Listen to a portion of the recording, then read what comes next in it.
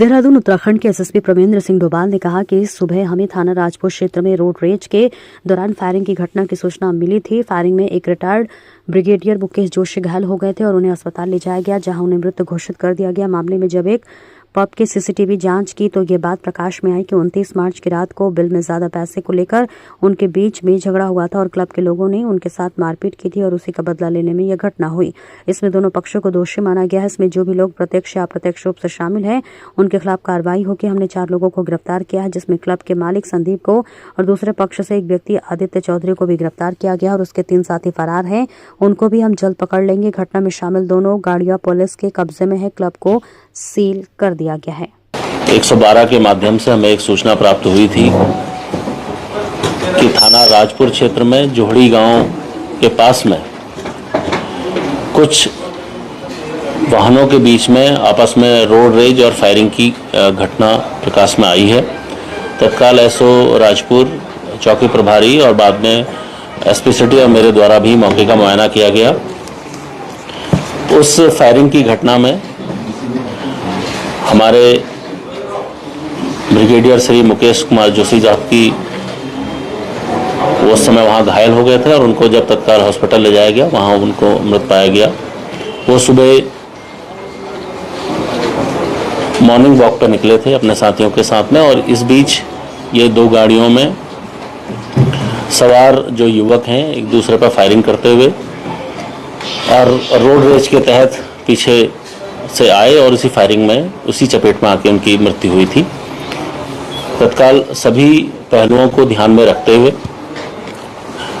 विभिन्न टीमों के माध्यम से घटना की विवेचना, घटना के पीछे के कारणों को जब हम लोगों ने जांचा, पहले जो ये फॉर्च्यूनर सवार जो साथी थे, जो लोग थे जो फॉर्च्यूनर में बैठे थे, इन लोगों से पूछताछ की गई तो उनके द्वारा एक जो बात हमें बताई गई उसमें काफ़ी संदिग्धता हमको लगी थी। उसके बाद हम लोगों ने कोठाल गेट के पास में एक जैन जी पब एक खुला है, उसका जब सीसीटीवी फुटेजेस को देखा, उसे खंगाला तो ये बात प्रकाश में आई थी कि उससे एक दिन पूर्व 29 की रात को बिल को में ज़्यादा पैसे को लेके इनके बीच में एक जो झगड़ा हुआ था, उसमें जो क्लब के जो लोग हैं, क्लब के मालिक, मैनेजर और लोगों ने इनके साथ मारपीट की थी।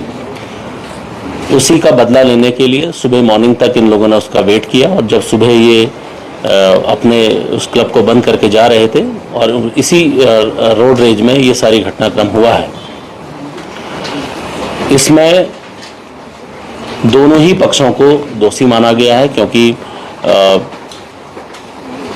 जो हमारे वेटरन हैं श्री मुकेश जोशी साहब, उनकी जिस प्रकार से इस घटना में मृत्यु हुई है वो वाकई में उसकी मैं कड़े शब्दों में भर्त्सना करता हूं और मेरी संवेदनाएं, देहरादून पुलिस की संवेदनाएं उस परिवार के साथ है। मैं यह भी सुनिश्चित करूंगा कि इसमें जो भी लोग शामिल थे, भले वो किसी भी जगह हो, प्रत्यक्ष हो परोक्ष हो, सबके खिलाफ सख्त वैधानिक कार्रवाई होगी। इसी को ध्यान में रखते हुए अभी आज हम लोगों ने 4 लोगों की अरेस्टिंग की है, जिसमें इस जैनजी क्लब के जो मालिक है संदीप, उसको भी हम लोगों ने अरेस्ट किया है। साथ में जो अभियुक्त हैं और दूसरा जो पक्ष है उसमें एक व्यक्ति आदित्य चौधरी, उसको भी अरेस्ट किया गया है। उसके जो साथी हैं, अभी 3 उसके साथी हैं वो जो फरार चल रहे हैं 4, उस पर भी हम जल्दी ही पकड़ लेंगे। उनके फोटो हम लोगों के द्वारा जारी किए गए हैं और उनके खिलाफ भी सख्त वैधानिक की जाएगी। इन सभी अभियुक्तों से इनके पास जो असलहे थे वो बरामद किए गए हैं। दोनों ही गाड़ियां जो रोड रेज में थी, एक जो दुर्घटनाग्रस्त हुई थी और दूसरी गाड़ी जो घटना करके भागी थी, दोनों ही पुलिस के कब्जे में है, दोनों ही पुलिस के ने अपने कब्जे में लिया है और सभी पहलुओं को ध्यान में रखते हुए इस पर जो भी वैधानिक कार्रवाइयाँ हैं वो की जाएंगी। तत्काल प्रभाव से उस क्लब को सील कर दिया गया है और उसकी जो क्लब की जो रजिस्ट्रेशन है उसके निरस्तीकरण की कार्रवाई के लिए माननीय डीएम साहब को, जिलाधिकारी को यहाँ से पत्र प्रेषित किया जाएगा। इसके साथ ही मैं ये भी कहूँगा कि जो भी यहाँ पर पब में जो निर्धारित समय सीमा है निर्धारित समय सीमा के बाद अगर कोई क्लब अब खुला हुआ पाया जाएगा उसके खिलाफ सख्त वैधानिक कार्रवाई की जाएगी। इसमें किसी प्रकार का मेरे द्वारा यह भी निर्देशित किया गया है, जो संबंधित थाना प्रभारी हैं, सर्कल अफसर हैं, वो स्वयं रात के समय इस चीज़ को देखेंगे। निर्धारित सीमा के बाद या वहाँ पर कोई हुड़दंग की कोई स्थिति ऐसी बनती है और क्लब मालिकों द्वारा या उसके प्रबंधन द्वारा पुलिस को सूचना नहीं दी जाएगी तो उनके खिलाफ भी सख्त वैधानिक कार्रवाई की जाएगी।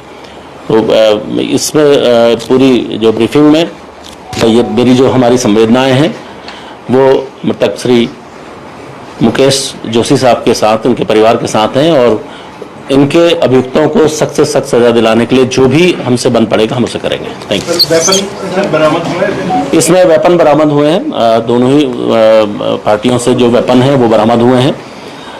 बल्कि अभी हमारे जो अभी 4 अभियुक्त और अभी पकड़े जाने हैं, अब मुझे उम्मीद है जल्दी ही हम उन्हें भी पकड़ेंगे और उनसे भी हम लोग कार्रवाई करेंगे। नहीं, कोई भी लाइसेंसी नहीं है, सभी तमंचे या अन्य असले हैं इनके। ये पता चला है कि कुल कितने फायर हुए होंगे? देखिए, प्रत्यक्षदर्शियों या इनसे जो बातें हुई हैं उनसे करीब 8 से 9 फायर हुए हैं जो अलग दोनों ही ओर से किए गए। देखिए, जो घटना के समय में जो अभी तक हमारे पास जानकारी आई है, ये क्लब करीब 2 से 2:30 बजे के बीच तक खुला था। उसके बाद इन लोगों ने इसको, ये जो घटना है ये पूर्व से ही चली आ रही थी। उसके बाद सुबह करीब 3:30 पौने 4 बजे उसके जो नीचे जाके उस पर झगड़ा किया है। जो अभियुक्त है जिसके द्वारा जो स्कॉर्पियो एन गाड़ी में था, उसके साथ करीब पौने 4 बजे के आसपास नीचे उसकी गाड़ी को तोड़ा गया है, उसके साथ झगड़ा किया गया। उसके बाद ही ये घटनाक्रम फिर आगे बढ़ा है। रोजमर्रा की ये कहानी होती है राजधानी देहरादून के तमाम अलग अलग क्षेत्रों में, राजपुर है, बिदोली है, इस तरीके के एरियाज हैं, उन पर कैसे सख्ती होगी? टाइम बाउंड का पुलिस प्लान करेगी?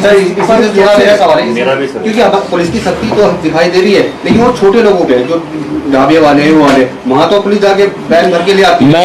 मैं ये आपके माध्यम से ये कहना चाहूँगा, निर्धारित समय सीमा के बाद अगर कोई क्लब खुला पाया जाएगा उसके खिलाफ सख्त वैधानिक कार्रवाई की जाएगी। अगर किसी क्लब में कोई झगड़ा होता है, अगर वो रिपोर्ट नहीं किया जाएगा तब भी उनके खिलाफ सख्त कार्रवाई की जाएगी।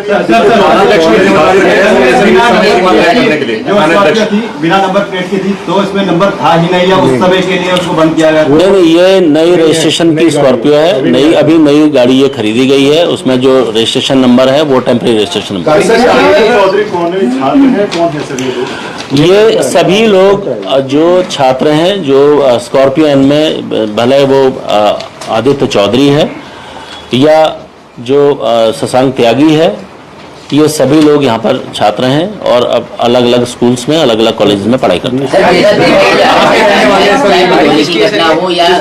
पूरे शहर में जहाँ इंस्टीट्यूट हैं वहीं पर इस तरह की घटना देखी जा रही है कि जो यहाँ बच्चे पढ़ने के लिए आ रहे हैं वो पढ़ने की बजाय क्रिमिनल जो एक्टिविटीज है उसमें है। सबसे बड़ी चीज है कि पुलिस सत्यापन चला रही है, लेकिन बड़ी संख्या में देखा जा रहा है जहाँ भी घटना हो रही है वो असले से नीचे नहीं हो रही, हर जगह गोली चल रही है। तो इसको लेकर आप लोग किस तरीके से करेंगे? देखिए, पुलिस, मैं कोशिश करूंगा कि पुलिस का जो कार्य है वो अपने तरीके से भली भांति हो, लेकिन ये एक बहुत ही बड़ा वाइड एक पहलू है। इसमें न सिर्फ पुलिस की ही बल्कि उनके परिवार की, समाज की और स्कूल कॉलेजेस की भी अपनी जिम्मेदारियां तय हैं। अगर कोई अपनी जिम्मेदारियों से पीछे हटता है और सिर्फ जो है पुलिस के ऊपर ये जिम्मेदारी डाली जाएगी, वह भी ठीक नहीं होगा। मेरा मानना है सभी को अपनी जिम्मेदारी को समझना चाहिए। जिम्मेदारी का पूरी तरह से निर्वाह नहीं किया गया अभी तक जो ये घटना हुई। देखिए, जहां तक मैं कहूंगा, पुलिस के जो ये जिस तरीके की ये घटना हुई है, इसमें पुलिस से एक स्तर पर फॉल्ट हुआ है कि ये क्लब देर रात तक खुला था। उसके खिलाफ जो भी हमारे जो डिपार्टमेंटल प्रोसीडिंग है वो की जाएंगी। क्यों नहीं उस चीज को किया गया। उसके बाद जो घटनाक्रम है उसमें पुलिस ने पूरी ईमानदारी से और बहुत त्वरित तरीके से कार्य किया है। उसके लिए मैं एसपी सिटी और उनकी पूरी टीम को भी बधाई देता हूं।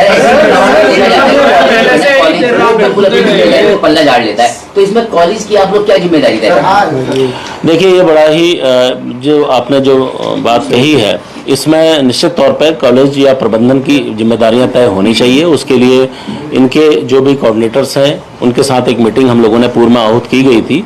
जल्द ही हम वो मीटिंग आहूत करेंगे और इसके संबंध में न सिर्फ पुलिस बल्कि हमारे जो जिला प्रशासन है या जो कॉलेज प्रशासन है उनको मिलके एक कोई ना कोई रणनीति पर हम लोगों को पहुंचना पड़ेगा। सर, टिकट नहीं थी, कुछ नहीं थी, मतलब इस तरह का कुछ रहेगा कि हम, क्योंकि वो एरिया ऐसा है ना कि देखिए, पुलिस की जो जहां तक बात है, पुलिस अपने संपूर्ण संसाधनों संपूर्ण लॉजिस्टिक के साथ जितना हमसे महत्वपूर्ण ड्यूटियां हो सकती हैं हम लोग करते हैं। ऐसा नहीं है कि चेकिंग नहीं हो रही है, चेकिंग हो रही है, चेकिंग हम लोग करते हैं, लेकिन कुछ पॉइंट्स ऐसे हैं जो निश्चित तौर पर छूट जाते हैं और ऐसी ही जगह पर ये घटनाएं हुई हैं। मैं कोशिश करूंगा कि इस प्रकार की जहां घटनाएं हुई हैं वहां पर दोबारा से हम लोग जो हमारे पुलिस की प्रेजेंस को बढ़ाने के लिए हम क्या मैकेनिज्म अपनाते हैं उस पर हम लोग आगे विचार करें। सर, हाल ही में जो घटनाएं हुई, चाहे तिब्बती मार्केट की हो, चाहे वो सिल्वर सिटी मॉल की हो, चाहे ये हो, ये दोपहर के वक्त हुई है या फिर सुबह के वक्त हुई है? मतलब रात का ऐसा कोई वो रखा नहीं गया, तो कहीं ना कहीं अपराधी दिन दहाड़े भी ये चीजें कर रहे हैं, तो ऐसा क्यों उनको लग रहा है कि हम दिन दहाड़े करेंगे और भाग भी जाएंगे? देखिए, पहली बात, जो लोगों ने ये घटना की है उनका पूर्व में कोई आपराधिक इतिहास नहीं है। वो सभी लोग छात्र हैं या होटल या अपने रेस्टोरेंट चला रहे हैं। उनके द्वारा ये घटना की जा रही है। निश्चित तौर पर समाज के सभी पहलुओं को इस पर सोचने की जरूरत है, क्योंकि पुलिस अपराधियों का पीछा कर सकती है, एक आम आदमी का पीछा नहीं कर सकती। तो हम लोग अपनी ओर से संपूर्ण जो हमसे जो दायित्व है, उसके बाद जो ये घटना हुई है उसके बाद पुलिस ने अपना काम बखूबी कर रही है। और मैं आपको ये बिल्कुल आश्वस्त करना चाहूंगा कि इसमें जो भी लोग सम्मिलित हैं सबके साथ सख्त वैधानिक कार्रवाई। इसमें भी फरार कितने हैं? इसमें 4 लोग फरार है पीछे। आज की खबरों में बस इतना ही। देखते रहिए दिल्ली ग्लो न्यूज। नमस्कार।